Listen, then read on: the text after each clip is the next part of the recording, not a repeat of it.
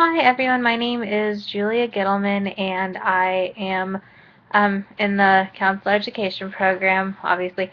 This is actually my last class and then I will be graduating this summer, so I'm very excited about that. And my concentration is school counseling, and actually I'm working as a school counselor. I got hired last November at W.A. Patillo in Tarboro. So I've been a school counselor there since last November, and I absolutely love it. It's a really fun job, and it keeps me on my toes every day. I have fourth through sixth graders at our school. So it's really interesting because we have elementary school kids and we also have early middle school kids. So it's an interesting mix every day. So let's see a little bit about the questions on here. Let's see. It says, what's the biggest fear when it comes to ethical problems or dilemmas you might face as a counselor? Sometimes I worry about saying the wrong thing to my students since they're still so young, and contradicting what their parents say, and then just actually making the parents mad at me. That always terrifies me. Actually, I had a situation at work this past year where a parent was yelling at me and saying that they were going to sue me because I told their child that if somebody hits them, you shouldn't hit them back. You should just tell an adult, which is the school policy. But apparently, that's not what the mom wants the child to do. So she, yelled at me and called me every name under the book and threatened to sue me. And so stuff like that always kind of worries me. Being a school counselor with kids of that young of an age is just making sure I'm careful what I say to them.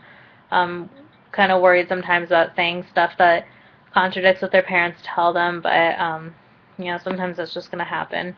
And then a piece of the code of ethics, let's see, that I thought was interesting was section B1, where C, where it says respect for confidentiality. It says counselors do not share confidential information without client consent or without sound legal or ethical justification.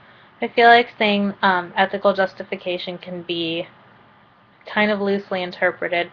For example, I had a situation at work where we had two parents, they're suing each other for custody, and one was trying to subpoena me to come to the court case and talk about what the student talked to me about in the counseling session, and I didn't want to do that because I didn't think it was, I told the parents it wasn't relevant to their court case, but they insisted that I do that, and then I finally had to explain to them that it's not, it might hurt the child because if I have to reveal what the child tells me, then the child's not going to trust me anymore, and so they kind of lose out on the therapeutic relationship. So I didn't end up having to get subpoenaed, but it is sometimes an ethical question for me if I should tell parents certain things.